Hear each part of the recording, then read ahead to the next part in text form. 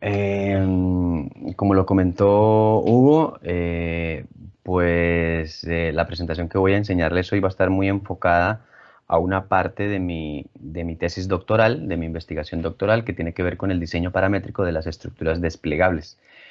Y luego iremos a echar un vistazo rápidamente para no quedar como tan sueltos de lo que fue digamos, la otra parte que fue el control límite de movimiento y veremos ahí rápidamente un caso de estudio muy rápido, pero nos enfocaremos digamos, muy detalladamente en cómo fue todo el proceso de diseño paramétrico que utilicé y cuáles fueron las estrategias de diseño para poder llegar digamos, a la complejidad de las estructuras dinámicas, de las estructuras desplegables, en este caso, desplegables con barras rectas articuladas. Esta investigación también fue gracias un poco al grupo de investigación. A partir de aquí, esto fue un génesis bastante importante para el desarrollo de mi investigación y dentro del laboratorio de innovación y tecnología de la Universidad Politécnica de Cataluña. A mí me gusta comenzar un poco esta presentación y siempre esta pequeña reflexión la hago cuando hablamos de arquitectura transformable y es un poco, digamos, esta frase que saco de mi misma tesis doctoral, cómo a través de la historia el hombre siempre ha sentido la necesidad de construir y de diseñar su entorno con los elementos y con todos digamos, con todos los materiales que puede encontrar y que con los cuales puede cambiar y con los cuales puede modificar el espacio. Por lo tanto, digamos, si seguimos esta reflexión, la necesidad de ser transformable es un recurso, ¿sí? No es un modelo de diseño, no es una estrategia de diseño, es un recurso. O sea, la transformabilidad, si nos ponemos a ver diferentes ejemplos en diferentes partes del mundo, se ha utilizado como un recurso. Por lo tanto, eso también hay que tenerlo presente. No es un elemento de diseño específico, sino que hace parte de una necesidad que siente siempre el ser humano. Entonces, bueno, por eso tengo aquí varios ejemplos de diferentes tipos de arquitectura mmm, en la cual hay un elemento de transformabilidad dentro de esos edificios o construcciones y podemos ver digamos, esa recursividad, ¿no? En la actualidad, en el estado actual, podemos encontrar en el siglo XX diferentes ejemplos bastante llamativos y bastante destacados dentro de lo que puede llamarse como arquitectura transformable. Una de las más destacadas fue la casa de Imaction del del ingeniero Buckminster Fuller, ingeniero matemático. Bueno, es un poco el nuevo Leonardo da Vinci del siglo XX. Y más específico en el tema que iremos a desarrollar, también apareció Emilio Pérez Piñeros, quien empezó a desarrollar unas cúpulas y domos desplegables a partir de aspas biarticuladas. Y luego ese trabajo lo recogió Félix Scritch y retomó y simplificó un poco más esa geometría de barras biarticuladas por barras articuladas simples con módulos simples. Y bueno, uno de los ejemplos más destacados es la cubierta de San Pablo, que es una cubierta transformable, y bueno, todo su trabajo y legado que dejó dentro de la Universidad de Sevilla. Para podernos entrar un poco en el tema de cómo definir la transformabilidad o qué son estructuras cinéticas o kinéticas en inglés o a qué podemos llamar estructuras adaptables, es decir, todos estos nombres que tienen que ver con transformabilidad, pues vamos a remitirnos un poco a algunas clasificaciones que han aparecido a través de los últimos años y que nos pueden dar un poquito una visión de lo que vamos a hablar ahora, ¿no? Una de las primeras clasificaciones a nivel general, pues nos hablaba un poco de cómo sería esa morfología a partir de elementos de mallas o de redes, y pueden haber elementos continuos y elementos discontinuos.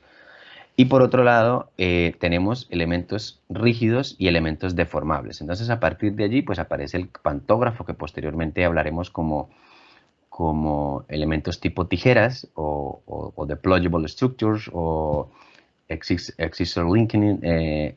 Hay varios nombres que se le da. Normalmente el más usado a nivel técnico es deployable structure, pero también aparecen otro tipo de deployable structure donde unos son con barras rectas, otros son con barras anguladas, unos son continuos, otros aparecen con usos de elementos como cables. Empiezan a aparecer elementos discontinuos o continuos a partir de pieles como las pieles flexibles o textiles y diferentes configuraciones radiales, diferentes configuraciones articuladas, diferentes configuraciones también por geometría. Es más, aparecen aquí las recíprocas, que son discontinuas, que de alguna manera las clasifican como algo transformable, me imagino por ser de formas de módulos, y las deformables aparecen como elementos que también se transforman, aparecen los tensegrities, aparecen las combinaciones entre barras rígidas y cables, y aparecen las neumáticas y las aproximaciones a las grid shell. Esta primera clasificación, digamos que hizo un panorama un poco general de toda la arquitectura ligera que podría llegar a ser transformable, y en este caso la nombraban cinética o kinética. Luego vino una clasificación bastante buena y bastante importante porque, claro, se planteó la posibilidad de no solamente hacer una de no solamente hacer una clasificación o poder revisar la transformabilidad desde un punto de vista con elementos o sistemas constructivos, sino que también se hizo una clasificación donde se tenía en cuenta la transformación física, por un lado, y por otro lado, la posición o la dirección en la que se transforma.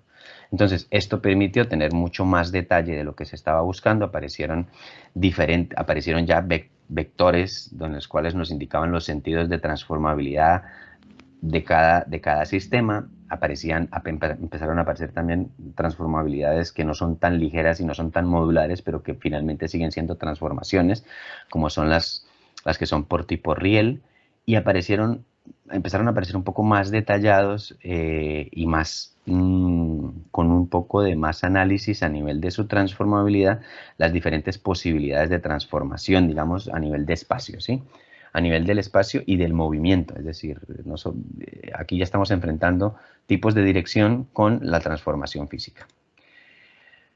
Luego, dentro del grupo de investigación, Natalia Torres y justo Hugo nos presentaron una clasificación, y de ello ellos tienen un artículo que han presentado a nivel científico donde presentan una aproximación de clasificación de las estructuras desplegables con barras rectas, y hacen otra pequeña clasificación acá también donde aparecen las anguladas. Aquí ya se está poniendo el foco en una parte de todo ese gran universo que veíamos en las otras clasificaciones. Entonces ya se pueden hablar de barras rectas, de barras simétricas, asimétricas, excéntricas, combinaciones con planos, transformaciones por superficie. Entonces aparecen las monoclásticas, sinclásticas, anticlásticas, y digamos que ya como que vamos haciendo un zoom un poco más hacia lo que vamos a ver que es las estructuras desplegables con barras rectas. A partir de aquí y con este material previo, digamos, arranco mi investigación planteándome exactamente en dónde voy a poner yo ya mi foco, dónde va a ser mi punto de partida de mi investigación, y decido que voy a ubicarme dentro de las estructuras desplegables con barras rectas articuladas. En castellano, en español, las iniciales serán nombradas EDBRA, pues por las iniciales de todo su nombre. Y la razón es que respecto a las anguladas, estas en su estado cerrado ocupan un menor espacio, y por otro lado tienen una mayor eficiencia en su plegabilidad al ser elementos rectos. Por lo tanto, si pensamos un poco en nivel de producción, pues es un poco más sencillo tener elementos rectos que elementos angulados. Entonces, esa fue la razón principal. Perfectamente hay otras investigaciones que abarcan estos otros otros sistemas, pero bueno, en este caso había que decantarse y tomar una decisión por estos. Entonces, vamos a empezar a definir pequeños elementos. Ya nos estamos entrando un poco en buscar los parámetros más simples, más básicos, con los cuales vamos a trabajar y con los cuales yo empecé a diseñar los sistemas desplegables con barras rectas. Entonces, la unidad simple, pues básicamente es son un par de barras articuladas, el cual su rotación me va a permitir tener un movimiento polar, ¿sí? Un movimiento vectorial polar, y voy a tener una transformación de una dirección vertical a una dirección horizontal. ¿Y esto cómo se logra? Esto se logra a través de la intersección por círculos, y entonces, bueno, aquí empiezo ya a tener parámetros. Estos parámetros son importantes para luego empezar yo a codificar. Entonces, esto sucede con una articulación simétrica, con una articulación en el centro de ambas barras. Pero ¿qué sucede si mi articulación tiene un desfase, es decir, una asimetría? Pues entonces esta asimetría se va a transformar, voy a volver a tener un inicio vertical de sus elementos para terminar en una final horizontal. Solamente que esa asimetría me va a dar como resultado dos tramos distintos, unos tramos más largos y unos tramos más cortos. En el tramo más corto voy a tener la angulación que me va a permitir el cambio de dirección de esta unidad, que lo veremos cuando se repita. Entonces, estas son una unidad simple, ya quedan definidas y empiezo a tener parámetros muy básicos, pero muy importantes para poder arrancar yo a definir mi estrategia de diseño. Luego los parámetros iniciales, claro, el primero y el más básico era pues tener las unidades, definir mi tipo de unidad, como ya lo mencioné. Tenemos la que es simétrica, la que es asimétrica por articulación y asimétrica por forma, es decir, una barra más larga que la otra. Luego tengo que empezar a pensar en las restricciones, qué tipo de restricciones y poner unas reglas de juego, exactamente cómo se va a mover esto. Bueno, esto es un tema mucho más complejo de explicar que simplemente aquí colocar restricciones. Eso tiene que ver con los grados de libertad. Los grados de libertad significan la cantidad de elementos necesarios para bloquear un movimiento. Eso se traduce para cualquier elemento que se mueva. En ingeniería mecánica, en ingeniería robótica, en todo, pues los grados de libertad tienen la misma definición y se usan para definir cuál es la limitación de un elemento que tiene movimiento. Posteriormente, después de tener esto, es la necesidad de diseñar un módulo, porque a partir de aquí voy a poder ser iterativo y voy a poder repetir y voy a poder agrupar. Y finalmente, qué tipo de geometría, en este caso muy básico, superficies, pero qué tipo de geometría voy a empezar yo a desarrollar. Los elementos a usar para poder desarrollar esta investigación fueron Rhinocero, Grasshopper, Kangaroo y en su momento utilicé Millipede para hacer los análisis de tensiones y deformaciones para las estructuras. A partir de aquí empezamos a desarrollar el código con estos elementos básicos y me van a permitir pues, desarrollar este movimiento. Como ya lo dije, a partir digamos, de los paquetes de círculos o de la intersección por paquetes de círculos, esta es la estrategia que se va a tomar. Esto de estrategia fueron los del grupo de investigación del Niels Tellerman en la Universidad de Berlitz, en Bruselas. Y es un grupo de investigación bastante fuerte en el tema de estructuras desplegables y dado que ellos ya venían trabajando sobre este tipo de empaquetado y manera de desarrollar, pues fue la estrategia que yo también empecé a tomar y empecé a explorar y a buscar cuáles eran los diferentes patrones y cómo empezaba yo a jugar con los primeros parámetros que yo tenía. En el primer caso tenemos parámetros donde todos son simétricos y donde la simetría me va a permitir un desplazamiento recto, pero ¿qué pasa si tengo una asimetría en las barras, pero también deseo mantener un desplazamiento recto? Sencillamente lo que voy a cambiar aquí es tener puntos altos y puntos bajos, pero el desplazamiento sigue siendo un desplazamiento recto. En ningún momento he empezado a tener alguna proyección de curvatura y a partir de aquí empezar a jugar un poco con esos primeros parámetros, ¿no? Entonces, bueno, puedo empezar a tener elementos que se transforman de manera lineal, pero con otro tipo de disposiciones, puntos altos y puntos bajos simétricos, puntos altos y puntos bajos asimétricos. Y aquí también puedo llegar a tener un desplazamiento recto, pero oblicuo. ¿sí? Ya el desplazamiento recto no es en una dirección horizontal, sino es un desplazamiento recto en una dirección oblicua. Y la primera, perdón, después de esta exploración sencilla, lo primero que se propone uno es, bueno, cómo los podemos empezar a agrupar de manera lineal en X y en Y. Y luego de hacer estas agrupaciones, ¿cómo puedo también proyectar? Entonces, ¿cómo se me proyecta en el plano, en el plano axial? Y empiezo a generar ya una pequeña, bueno, no espacialidad, pero sí superficies que después me pueden generar espacio. El siguiente paso es volvernos más complejo. A partir de aquí vamos a empezar a volvernos más complejos. La complejidad en este caso viene por la simetría de su articulación. La simetría de articulación me va a permitir dar la curvatura. Entre más asimétrico tenga yo mi punto de articulación, más pronunciada será mi curva. Y en este caso no se observa muy bien, pero más asimétrico y más pronunciado va a ser mi transformación de ángulo de incidencia. Si podemos observar aquí, el ángulo de incidencia va creciendo, va creciendo, va creciendo. Bueno, va creciendo, no, se va reduciendo, por lo tanto se va alejando el punto y el ángulo se va reduciendo y vuelve y se va volviendo más grande, pero el radio se va moviendo. El radio de este ángulo se va moviendo, por lo tanto ya tengo una transformabilidad y me empieza a aparecer otra variable. Aparte de la intersección por círculos, me empieza a aparecer esta otra variable. Entonces, esa otra variable la identifico para poderla controlar también. A partir de aquí, aplicamos los mismos, digamos, las mismas transformaciones lógicas, ¿no? ¿Qué pasa si quiero mantener una curva, pero soy asimétrico? Entonces, bueno, tengo puntos altos y puntos bajos, pero mantengo la curvatura.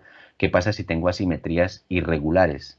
En este caso tengo puntos bajos o puntos altos y puntos bajos, pero luego tengo otra vez un punto bajo pequeño y un punto alto. Y voy intercambiando. Y luego, ¿qué pasa si me vuelvo inverso? Es decir, ¿qué pasa si armo un módulo de A2 y luego le hago, en este caso, el espejo para poder generar otra vez el mismo patrón, pero en otro sentido, ¿sí? Entonces, es empezar a jugar con esas estrategias de diseño y empezar a explorar si la transformabilidad me la permite y si existen bloqueos de movimiento. Eso también hay que tener mucho cuidado, porque a partir de aquí lo interesante que tiene Grasshopper es que, bueno, si el movimiento no es real, no lo va a proyectar. Por lo tanto, si la geometría no es real, pues no la va a proyectar. Pero sí es interesante empezar a ver, porque en algunos casos tuve bloqueos de movimiento donde no generaba movimiento o donde habían roturas por movimiento y no me generaba ningún tipo de desplazamiento.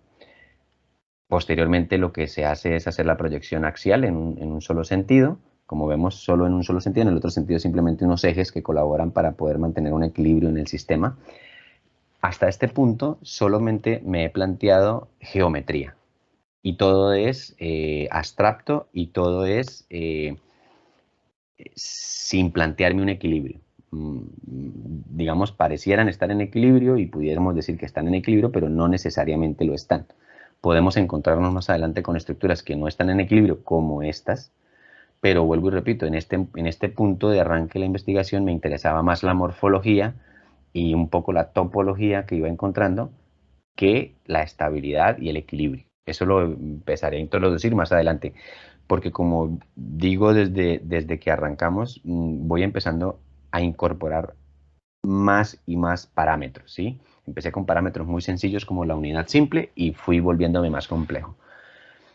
La lógica me decía que el siguiente paso era empezar a agrupar, entonces ya tengo dos unidades. ¿Qué pasa? Bueno, agrupo dos unidades, pero estas dos unidades empiezo a rotarlas y entonces me empiezo a plantear ángulos de 180 grados, que eran los que yo estaba trabajando, es decir, estaba trabajando en una superficie.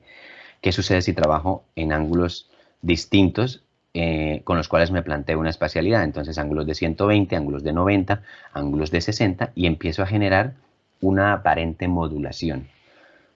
Todavía no estoy intentando generar un módulo, simplemente estoy intentando cambiar de dirección, es decir, cambiar de eje de movimiento. Entonces aquí tengo 3 ejes de movimiento, tengo 4 ejes de movimiento y aquí tengo 6 ejes de movimiento o 3 si se quiere, solamente que sería un eje positivo y uno negativo. Esto me indica que puedo empezar a tener también digamos, una geometría que me permite movimiento y por tanto me puedo plantear perdón, un desarrollo geométrico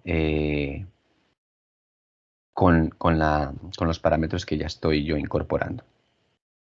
Como les decía, en este caso hay una geometría, hay unos patrones, hay una parametría, pero no existe una estabilidad. Si vemos, la estabilidad no existe en ninguna parte, pero bueno, de momento no nos interesa entrar en la estabilidad. Eso ya lo veremos más adelante. ¿Y en qué momento? Justamente cuando empezamos a hablar de un módulo, porque un módulo ya me empieza a implicar algo que es, me empieza a dar una espacialidad primero, ¿sí? Ya al tener un módulo, pues empiezo a ser modular, por supuesto, y me permite proyectar una ligera o una aparente estabilidad. Entonces, a partir de aquí, esto sí que me va a servir para poder plantearme ese tipo de configuraciones y empiezo a jugar exactamente con las mismas variables. ¿Qué pasa si son simétricas? ¿Qué pasa si son simétricas en un lado y asimétricas en el otro lado? ¿Y qué pasa si todas son asimétricas? ¿Qué sucede si no son simétricas, una es simétrica y otra es, perdón, todas son simétricas, en este caso todas? ¿Qué pasa si una es simétrica, la siguiente es asimétrica, la otra es simétrica, la siguiente es asimétrica? ¿Y qué sucede si la primera es asimétrica, pero la otra también es asimétrica, pero la roto 180 grados, es decir, está en espejo? Y a partir de aquí es empezar a jugar nuevamente con estas pequeñas variables y estos pequeños cambios, a ver cuál funciona y cuál no funciona. La base de esta transformación sigue siendo el paquete de círculos que me permite tener el recorrido y el desplazamiento de las barras y de los nudos sin separarse, evidentemente, y sin tener ningún tipo de restricción de movimiento. Aquí ya empezamos a ponernos un poco más complejos, porque estamos hablando de sistemas biaxiales, dos direcciones. Entonces, al hablar de dos direcciones, empezamos a entender que ya tenemos una pequeña estabilidad, a pesar de que los cuadrantes, todos podemos haber visto que, digamos, en cualquier geometría y en cualquier sistema constructivo, los cuadrantes siempre tienen una estabilidad una inestabilidad por las diagonales, pero seguimos hablando de forma y entonces, bueno, podemos tener módulos cuadrados simétricos, pero aquí ya incorporo un nuevo elemento que es una repetición de la unidad para formar una unidad, la misma unidad cuadrada, pero con dos unidades, ¿sí? Aquí es una unidad cuadrada con una unidad en cada eje, aquí es una unidad cuadrada con dos unidades en cada eje. Entonces, bueno, esa es otra variante que empieza a aparecer y incorporo y me aparece ya un elemento espacial conocido dentro de la arquitectura tradicional, que es un arco desplegable. Un arco desplegable a partir de un módulo asimétrico y de un sistema biaxial, es decir, de dos direcciones. Entonces, aquí empiezan a aparecerme ya los parámetros que empiezo yo a controlar. Empiezo a controlar el movimiento de la estructura, empiezo a controlar la cantidad de elementos arquitectónicos, en este caso arcos, la cantidad de arcos, y empiezo a controlar la cantidad de módulos. Entonces ya, como he venido avanzando poco a poco y desarrollando cada uno de los parámetros y los he venido ordenando, también me permite tener no solamente la cantidad de módulos, sino el tipo de ángulo que yo quiero trabajar. ¿Recuerdan el radio variable que yo les hablaba? Pues este radio ya lo puedo cambiar. En esta última parte, yo no estoy plegando y desplegando, yo estoy cambiándole el ángulo a la superficie que estoy trabajando. Entonces, yo puedo ir definiendo exactamente cuáles son mis variables y mis parámetros que yo voy a poder controlar. Y esto ha sido posible digamos, por tener un orden en una estrategia, ir desde lo más sencillo, que es la unidad, a irme volviendo más complejo.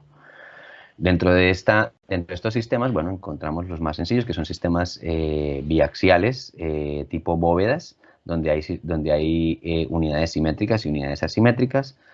Luego podemos hablar de que este mismo sistema, al encontrarse con sus elementos, me genera otro tipo de geometría, y esto ya lo veremos al final, un poco al final, donde estos serán sistemas abiertos y estos serán sistemas cerrados, y habrá que definirlos también. Y empiezan a aparecer dobles curvaturas. Y a partir de aquí empiezo a hablar de superficies ya. Entonces serán superficies monoclásticas, superficies, esta es anticlástica, superficies sinclásticas, superficies monoclásticas de una dirección, superficies anticlásticas de dos direcciones, superficies sinclásticas de dos direcciones pero en el mismo sentido. Estas anticlásticas dos direcciones pero en sentidos contrarios. Entonces, esto me permite empezar a obtener ya más variaciones. Luego hay una particularidad con las biaxiales y es que puedo llegar a encontrar dos tipos de direcciones con dos configuraciones muy diferentes. Es decir, voy a tener ya un sistema que en su momento de despliegue puede estar abierto y esto por eso lo defino más adelante. Y entonces puedo llegar a tener un tipo de agrupación biaxial donde durante su movimiento está abierto, pero cuando completa su desplazamiento se cierra y me puede generar una modulación, ¿sí? Que es una sección de una sección triangular de una esfera, o de una semiesfera, o de una geodésica, o de una semigeodésica también. Es decir, la variabilidad y el punto de altura y el radio se puede definir sin ningún problema porque se varía simplemente el ángulo de incidencia. Entonces, ya a partir de aquí empezamos a encontrar espacialidades cuando tenemos sistemas biaxiales.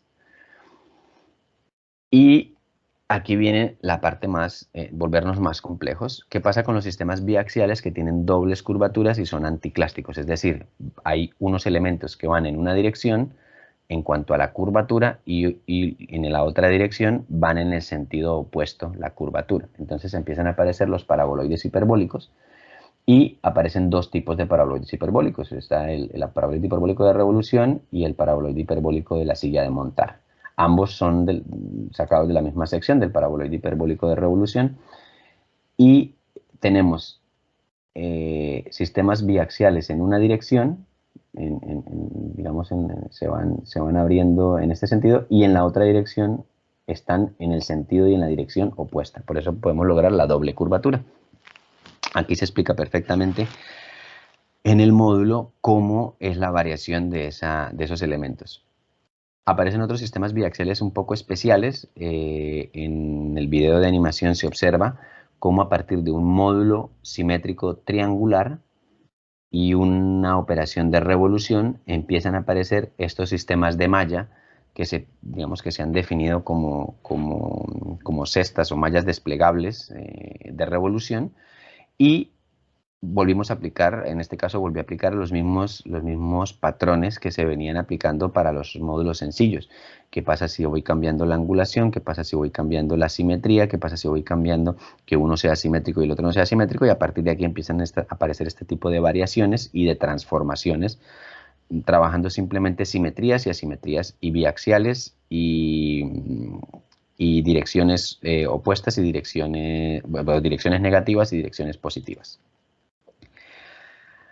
Finalmente pasamos a los sistemas triaxiales o de tres ejes de dirección o más ejes de dirección, porque pueden aparecer más ejes de dirección. Entonces, a partir de aquí, pues bueno, cualquier polígono puede configurarse como un polígono desplegable y puede haber cualquier cantidad de n lados y de n ejes de dirección. Pero lo importante en este punto es empezar a buscar cuáles son las mejores agrupaciones y cuáles son las posibles formas de agruparse entre ellos, primero de manera lineal y luego de manera espacial. Evidentemente el módulo triangular es el más estable y versátil y bueno, se puede hacer configuraciones como de este estilo. En los sistemas triaxiales, y es un poco ya donde me detengo y empiezo a encontrar elementos que están dentro de la arquitectura y que dentro de la arquitectura tradicional y que me pueden ser favorables para yo empezar a construir arquitectura dentro de mi universo transformable. Entonces aparece en los módulos triaxiales, con los cuales son pues, de sección triangular, y empiezo a incorporar otra variante que también es bastante importante dentro de mi desarrollo, y es qué sucede si tengo elementos asimétricos y elementos simétricos. Si todos los elementos son asimétricos, genero la curvatura, pero tengo una curvatura mucho más pronunciada. Por lo tanto, al utilizar unas unidades simétricas, esta simetría me va a reducir esa curvatura tan pronunciada y voy a controlar más esta curvatura y me va a permitir que con una cantidad de elementos más proporcionados pueda generar un arco o una curvatura mucho más suavizada.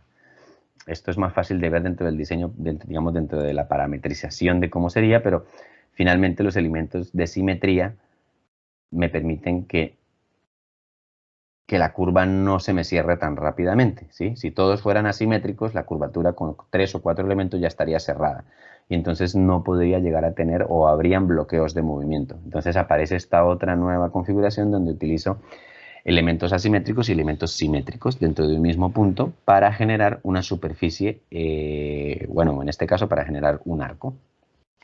Es posible generar esa simetría externa y esa simetría interna. Entonces son dos formas de hacer el mismo arco, solamente que, bueno, en un caso tengo en el lado exterior una superficie facetada o una superficie plana controlada, mientras que en el otro caso tengo una superficie con crestas o puntas en la parte exterior y una superficie plana y facetada en la parte interior. Finalmente, pues son más temas de geometría y de estética y, bueno, a partir de aquí de las exploraciones que se están llevando. Dentro de los sistemas triaxiales, luego empiezo a trabajar los módulos hexagonales. Estos módulos hexagonales también me permiten generar un elemento arquitectónico evidente que es el arco. Entonces ya tenemos 3 elementos arquitectónicos diseñados con estructuras desplegables y conocidos como el arco. Tenemos con elementos biaxiales, que son los arcos con módulos cuadrados, con elementos triaxiales tenemos 2, con módulo triangular y con módulo hexagonal. Los sistemas triaxiales también permiten tener las variaciones que hemos venido manejando, simetrías de un sentido, asimetrías de un sentido también, simetrías y asimetrías y simétricos totalmente. En todos ellos me permite también tener superficies abiertas y superficies cerradas, ¿sí? Superficies abiertas que quiere decir que no completan totalmente su rotación, y superficies cerradas que se encuentran los elementos y permiten generar un elemento cerrado, en este caso un círculo. Se pueden también tener agrupaciones a nivel lineal y a nivel simétrico y asimétrico. En este caso es asimétrico para generar este pequeño vacío dentro del sistema de despliegue. Con los sistemas triaxiales aparecen las geodésicas y entonces en las geodésicas se empieza a diseñar elementos desplegables tipo domo o secciones de un domo. En este caso podemos encontrar 2 estrategias diferentes. En el caso intermedio tenemos un centro de módulo hexagonal con los cuales empieza a desarrollarse el tejido de la sección de la geodésica, y en el segundo caso tenemos un centro pentagonal vacío, en este caso, no se usan elementos, o sea, el centro, no existe un centro con elementos desplegables, sino que los hexágonos están haciendo un anillo pentagonal para poder generar un sistema de despliegue. Si observamos geométricamente en ambos, tenemos una separación, una rotura de los elementos. Geométricamente existe la rotura, pero físicamente ya lo podremos ver o se verá o lo verán en domos desplegables que encontremos, no se presenta esa rotura, pero si no se calcula bien la angulación de las tijeras, lo que se puede presentar es una tensión muy fuerte y los elementos se romperán durante el despliegue. Entonces hay que ser cuidadosos al encontrar cuál sería el ángulo más deseado o el ángulo más eficiente para este tipo de superficies. Dentro de los sistemas triaxiales, bueno, aquí ya podemos encontrar el domo completo, no la sección, sino el domo completo de una estrategia y el domo completo de la otra estrategia, de las 2 cáscaras. Aquí esta separación, como les decía, esta separación se traduce en una tensión superficial durante el proceso de despliegue, que hay que tener cuidado. De hecho, pues con Hugo, y él les podrá comentar más adelante las experiencias, pues esto se traduce en una fuerza que hay que controlar, que puede llegar a ser en algún momento, pues no generar el colapso de la estructura, pero sí generar alguna rotura de una barra si no se controla bien esa plegabilidad. Dentro de los sistemas triaxiales y los domos y las geodésicas en este caso, pues bueno, hay muchas variaciones. Empezamos a jugar con los parámetros de cuál es vacío, cuál es lleno, cuál tipo de tejido puedo tener con sistemas hexagonales y empiezan a aparecer todas las variaciones que se quieran y todas las variaciones que se puedan hacer a partir de geodésicas, desde geodésicas de frecuencia 2, frecuencia 3 y frecuencia 4.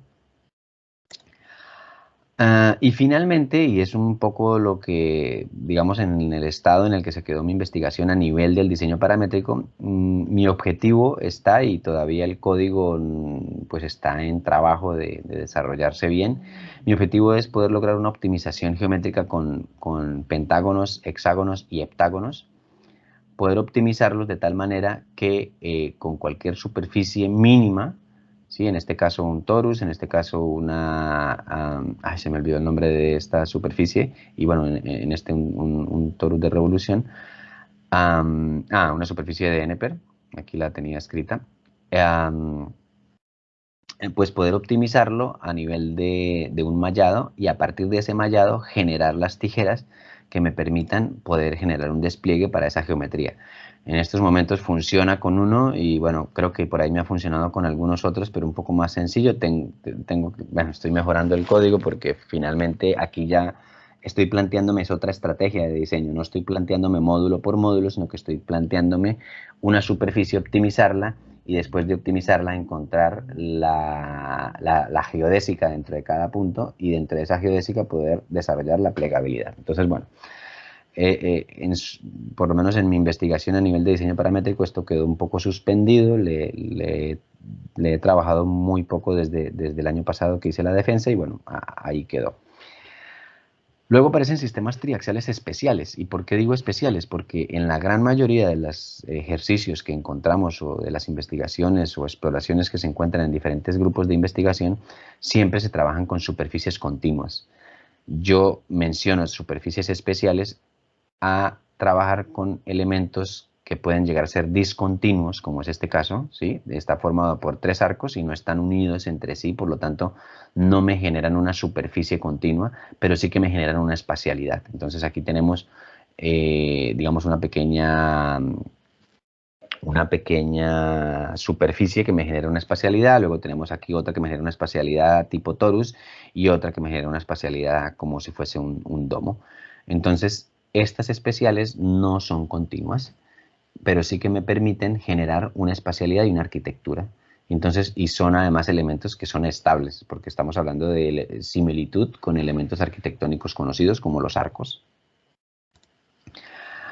Finalmente, algo que también quedó un poco por empezar y tampoco pues fue el alcance y el objetivo de mi investigación, pero sí que lo dejé planteado como una posibilidad dentro del diseño paramétrico, es a partir de ahora, y ya habiendo explorado todos los 3 ejes de desplazamiento para las desplegables, ¿qué pasa si empezamos a combinar elementos lineales, o sea, desplegables con barras rectas, con elementos planos o con superficies planas o con eh, ¿cómo se llaman estas? Con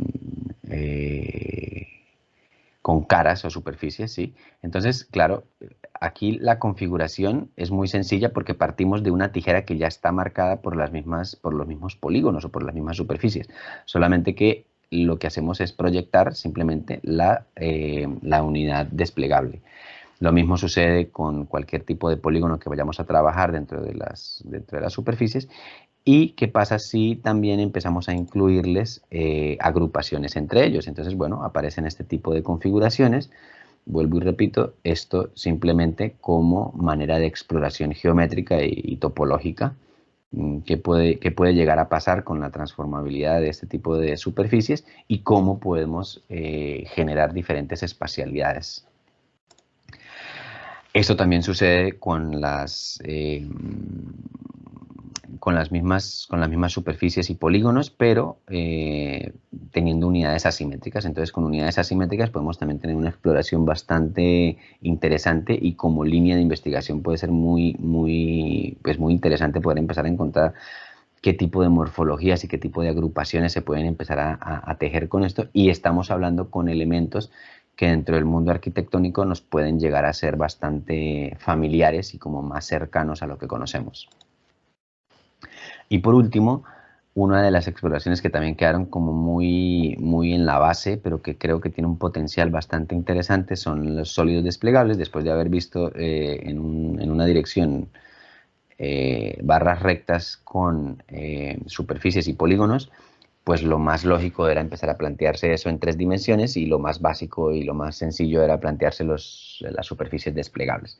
En este caso tenemos el tetraedro, en este caso tenemos el hexaedro, y en este caso tenemos el hexaedro, pero con una asimetría dentro de las barras rectas.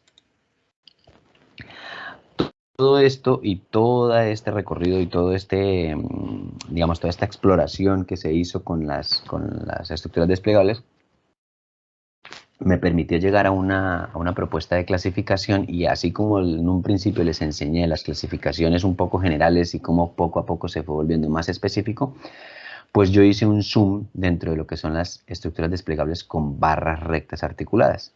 Y entonces yo, dentro de esa clasificación y dentro de la propuesta de clasificación, decidí que se clasificarían, por un lado, por sus dirección de movimiento, en este caso axiales, biaxiales, triaxiales. Y ahorita miramos al final esto, como los mencioné, esto es algo que resultó de todo el desarrollo de este.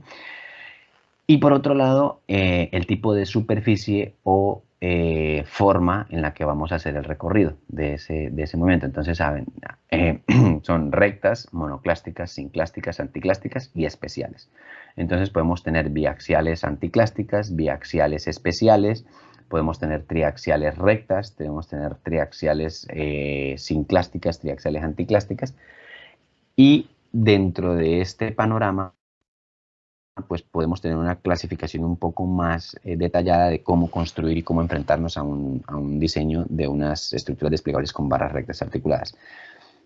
Esta última, que son prismas y sólidos, digamos que se intenta aproximar dentro de lo que son rectas y el tipo de forma, pero es verdad que quedó muy en el inicio de la exploración, y por tanto, como no tampoco hacía parte del objetivo principal de mi tesis de investigación, pues bueno, quedó como un planteamiento inicial, y valdría la pena poder tomar ese bastón de mando, digamos, allí y ver qué sucede y qué pasa con estos elementos que pueden llegar a generar espacialidades bastante interesantes y aplicaciones en el mundo del diseño y la arquitectura.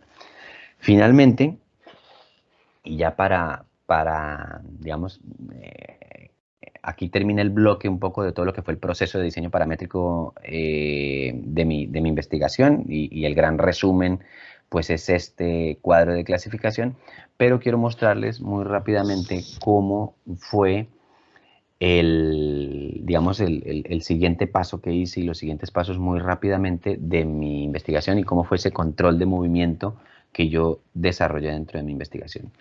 Básicamente, la teoría es un poco de, bueno, ¿qué pasa si tengo un sistema desplegable y a ese sistema desplegable le aplico una fuerza, pero le aplico un elemento adicional que es el que me va a controlar el movimiento? En este caso, un cable en el cual yo le someto una tensión, y con esa tensión voy a poder controlar esta fuerza que me está generando este movimiento, ¿sí? Eso es un poco la hipótesis que yo me planteé. Generé un pequeño código para esta explicación, pero este pequeño código empezó a funcionar y se empezó a transformar para todos los sistemas desplegables que pudiésemos desarrollar dentro de mi investigación. Entonces, la explicación vuelve a ser un poco más sencilla. Bueno, tengo una fuerza, tengo un sistema desplegable, pero no tengo nada que me controle ese sistema desplegable. Si yo no tengo nada que me controle ese sistema desplegable se colapsa, o chocan los elementos y colapsa el sistema. Pero si yo tengo un sistema en el cual tengo un elemento adicional que es un cable a tensión, y ese cable a tensión me controla el movimiento final que yo deseo. ¿Cuál es el movimiento final que yo deseo?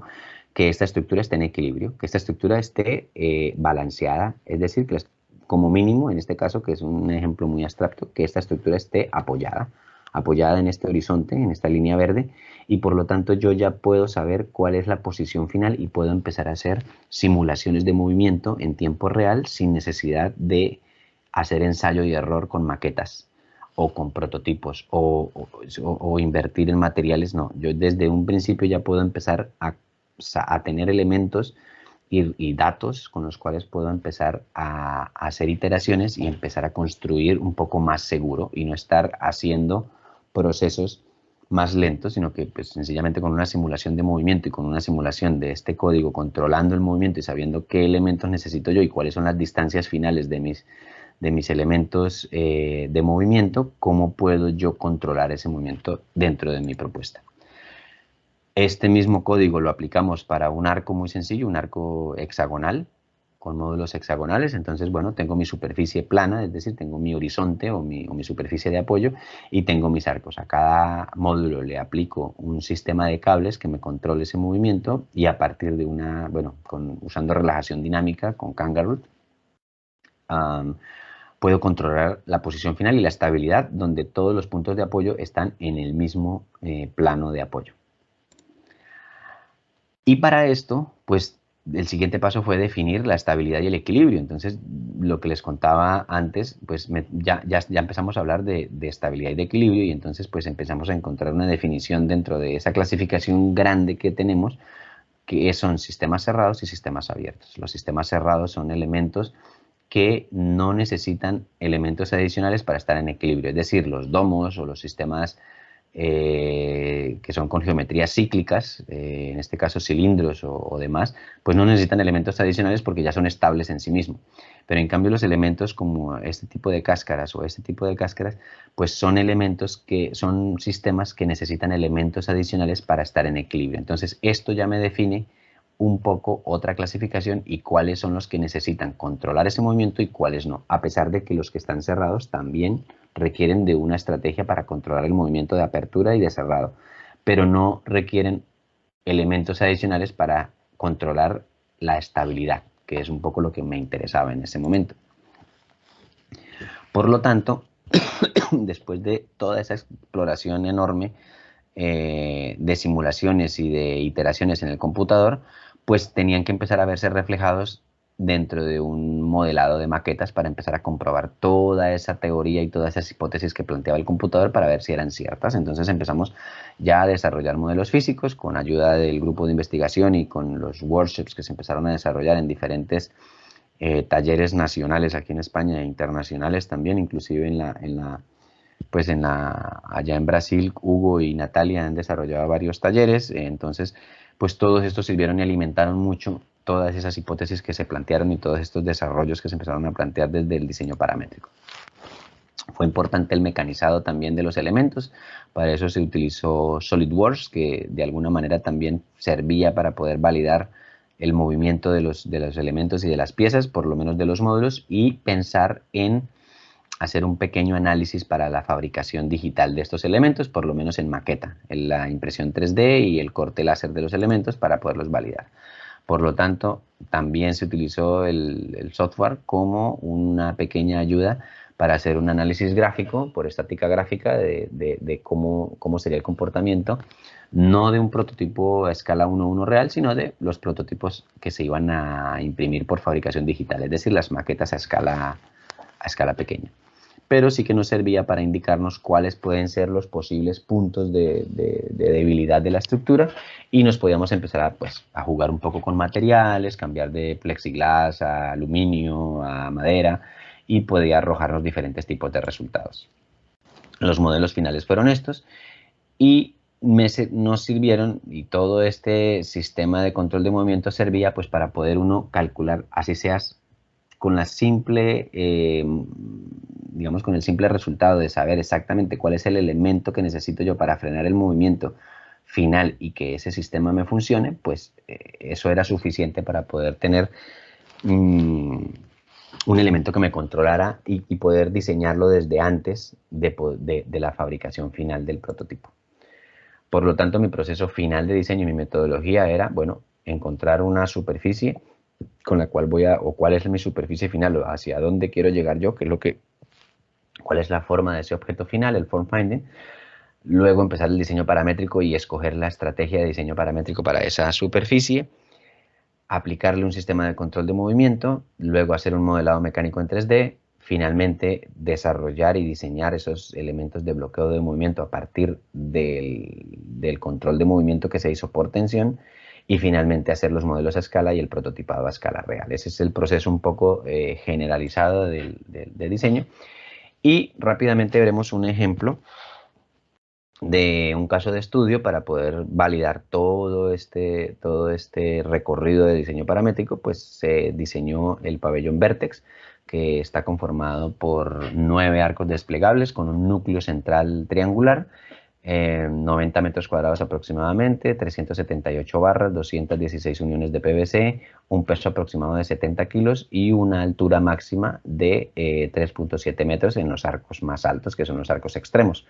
El núcleo es la parte más baja y van creciendo los arcos a medida que salen los anillos. El elemento que se usó fue el módulo triangular. Y esta es la imagen final del prototipo. Entonces, ¿qué fue lo que se hizo? Se escogió cuál sería el elemento más idóneo para la construcción del prototipo, del pabellón, el más idóneo y el que mejores características tanto geométricas como estructurales presentaba era el de arco con módulos triangulares, porque tenía menos elementos y tenía mayor estabilidad por el tema de ser triangular. Se escogió finalmente cuál iba a ser el de diseño final, y entonces era el de los elementos simétricos en la parte exterior, y finalmente se calculó la cantidad de módulos que se iban a usar y el ángulo final con el que íbamos a trabajar.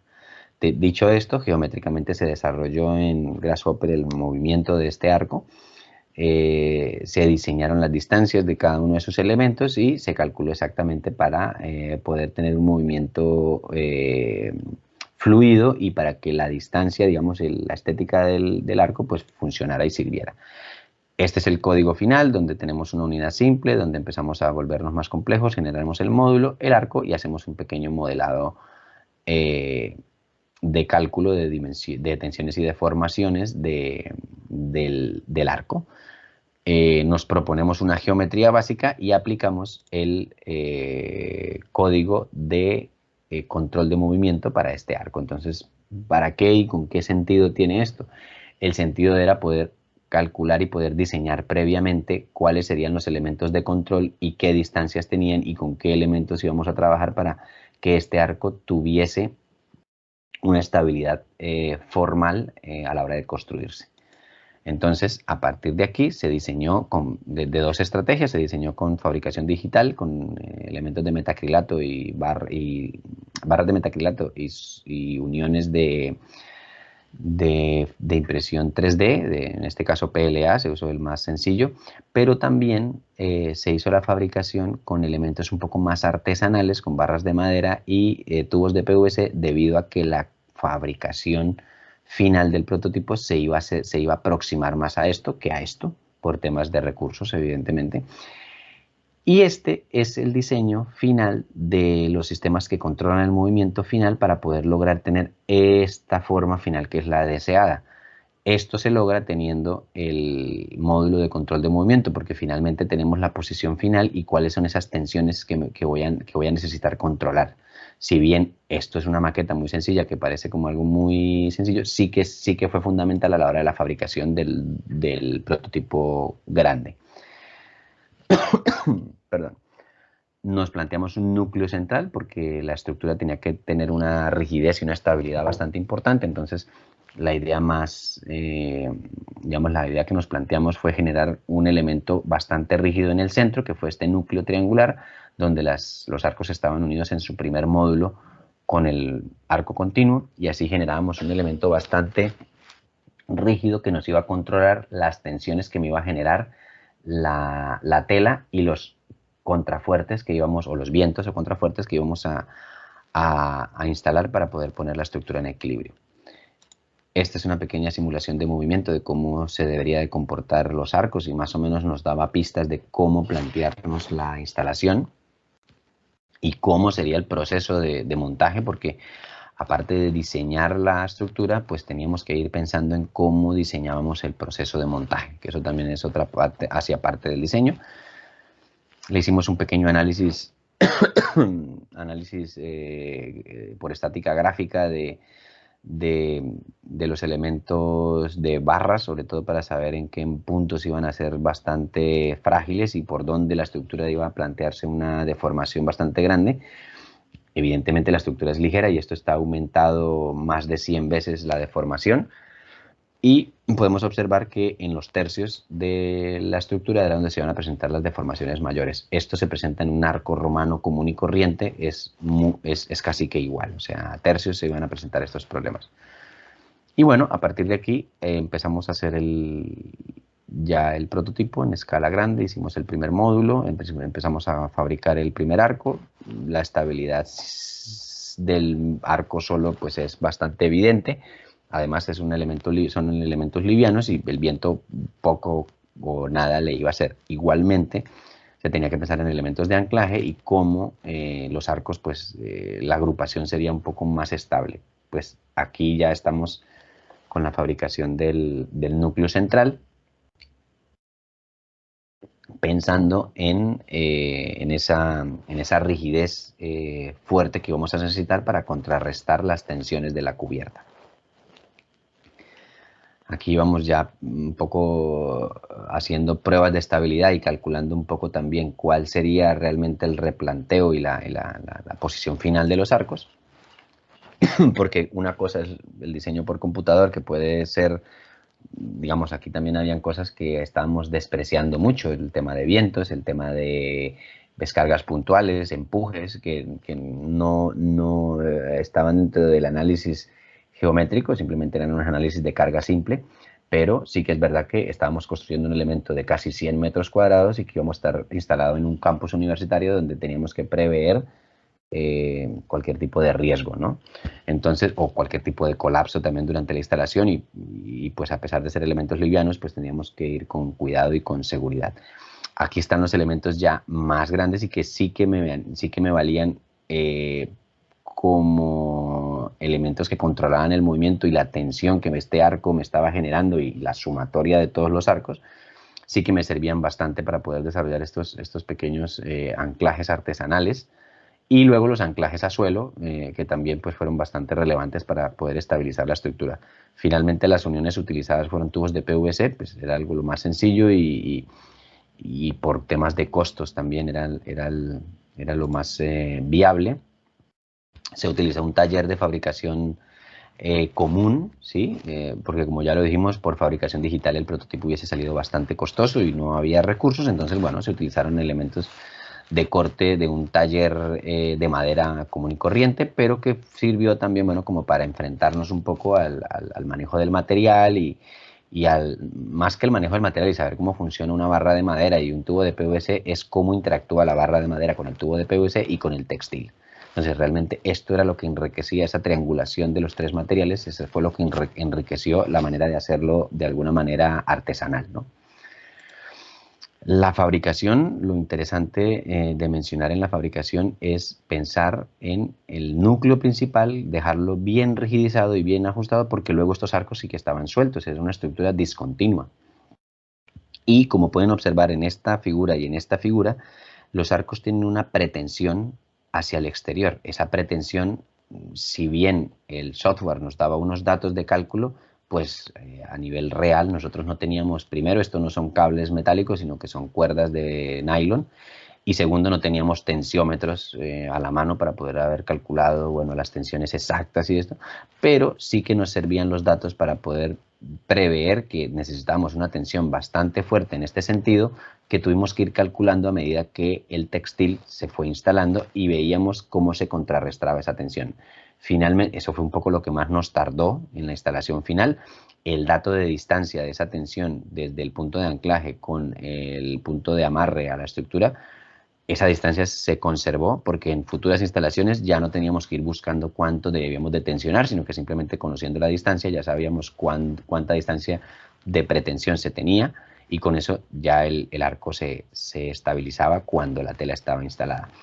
Al ver la imagen final, los arcos están en su posición natural, digamos, estables y posicionados de manera horizontal respecto al suelo y no tienen ninguna deformación. y por lo tanto están contrarrestando estos cables, están contrarrestando toda la tensión que está generando desde el núcleo, que tiene que ser también bastante estable, hacia el exterior. Aquí voy a pasarles rápidamente un video para ver un poco cómo lo que fue esa experiencia constructiva y se desarrolló el prototipo. Primero con el diseño paramétrico, con todo lo que pues incluyó los análisis y todas las simulaciones en computador, pero luego pues el enfrentarnos a construir y hacer pruebas y revisar que lo que el computador nos estaba diciendo pues era viable y cómo los elementos constructivos fueron importantes para poderle dar la estabilidad final a la estructura. Y bueno, yo creo que lo más bonito y lo más interesante era cómo afrontar el diseño del montaje, es decir, no el diseño de la estructura, sino diseñar cómo montábamos primero el núcleo y luego íbamos yendo hacia los exteriores y lo mismo hicimos con el textil para luego poder instalarlo pues de manera segura, ¿no? Tenemos que garantizar evidentemente una robustez dentro de la estructura para garantizar la estabilidad del sistema. Como dato y anécdota curiosa, pues esta estructura, si ustedes observan, pues tiene unos agujeros aquí que son como un poco extraños y parece que evidentemente fueron hechos a última hora, y eso se debe a que inicialmente el prototipo iba a estar instalado en un emplazamiento con 3 edificios, en un patio donde estaba cubierto por 3 edificios. En vista que el director de la escuela vio que el prototipo era bastante importante y había un trabajo ahí bastante interesante, pues bueno, hubo una motivación ahí interesante en la cual nosotros nos vimos enfrentados a que nos cambiaron de posición la estructura y nos pusieron en un emplazamiento mucho más bonito, mucho más interesante, mucho más verde, mucho más abierto, pero iba en contra de pues todo lo que habíamos pensado. No habíamos calculado la estructura para enfrentarnos al viento, y al estar expuestos al viento, pues no hubo tiempo de hacer un cálculo bien para saber exactamente cómo resolver el tema de defendernos contra el viento. Por lo tanto, la solución más rápida, y si alguno de los que está presente ha visto alguna asignatura que tenga que ver con arquitectura textil, podrá saber que la vía más rápida y fácil pues es hacer agujeros circulares para evitar las roturas dentro del textil, y así evitar que también hayan desgarres y que hayan roturas en otros sentidos, porque pues, al hacer las perforaciones circulares el textil mantiene su misma anisotropía, no sé si esa palabra existe, bueno, pero el material mantiene su estado anisotrópico y no pierde las tensiones. En este caso el textil era anisotrópico, tenía las fuerzas, las tensiones de la tela estaban iguales en todos los sentidos. Por lo tanto, nada, la estrategia más fácil fue hacerle estas perforaciones, que no se ven muy bien, pero bueno, pues fue lo que nos tocó en su momento. El prototipo se instaló varias veces más, duró 2 años instalándose en diferentes versiones. Lo que sí nos dio fue que los huecos y las perforaciones sí nos ocasionaron en algunos puntos arrugas que tampoco estaban pensadas inicialmente, pero bueno, fueron cosas de pues habernos puesto en un lugar un poco más visible, ¿no? La estructura, la verdad que funcionó bastante bien. Este proyecto fue Premio Nacional de Arquitectura aquí en España, Premio Nacional de Arquitectura Efímera en Innovación. Y bueno, ha ganado por ahí otro par de premios. La verdad que ha sido un proyecto bastante interesante, un esfuerzo bastante importante que se hizo entre los estudiantes, entre el grupo de investigación, entre mi misma investigación. Y bueno, aquí fue un esfuerzo, es como un poco el resumen del trabajo de mi investigación. Y dentro de las conclusiones y futuras investigaciones, y ya para terminar, pues bueno, destacar la metodología del diseño paramétrico, porque siempre hay que tener una estrategia de diseño para lo que uno vaya a hacer, en este caso las desplegables, las estructuras desplegables, pero para cualquier tipo de elemento y modelado que uno vaya a hacer, pues es importante desde antes trazarse una estrategia, una metodología.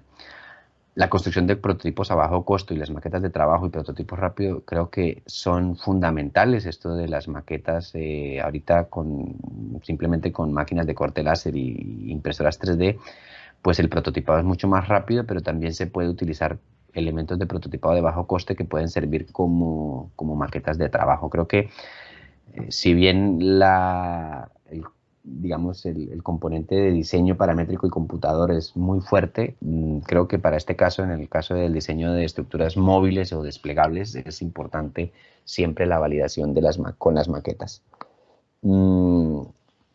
Finalmente, bueno, los cambios de escala creo que también es algo interesantísimo porque pues uno nunca habla de rozamiento y eso sí que es importante a la hora de tener un elemento móvil, porque las estructuras que son móviles pues se vuelven más nerviosas cuando son más grandes. Entonces, cuando digo nerviosas es que tienen un estado de desequilibrio por tener tantas articulaciones.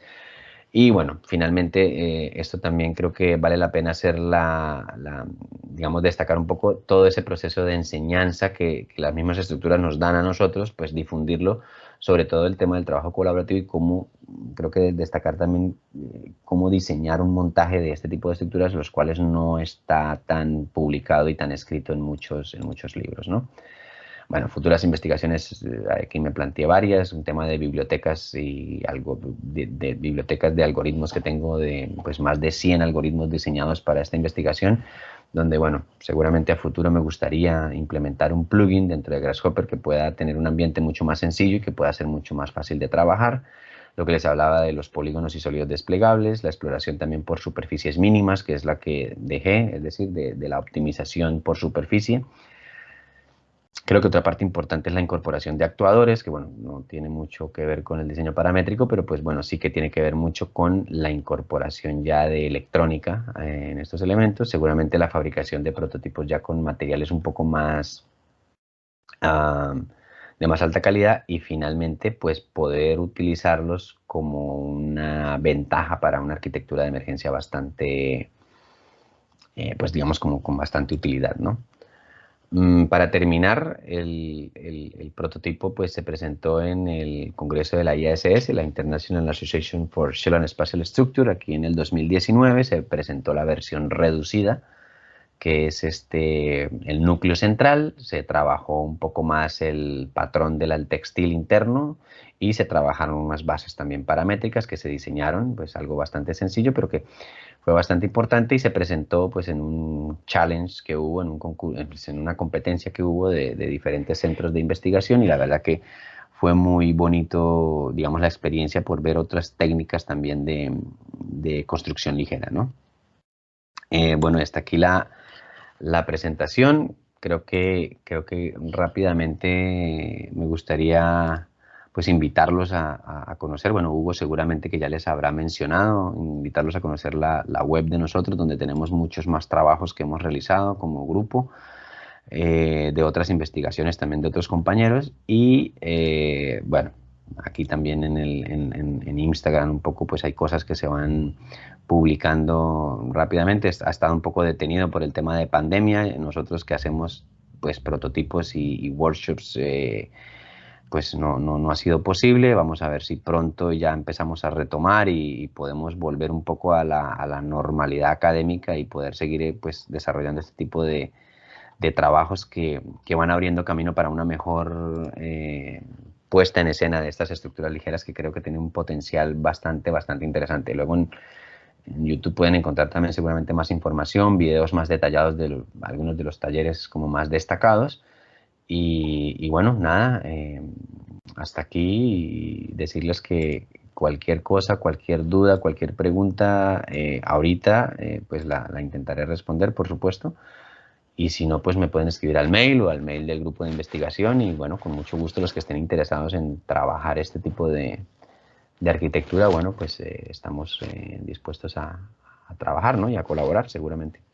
Pues nada, muchísimas gracias y bueno, cualquier pregunta, Hugo me dirá y me ayudará con la traducción.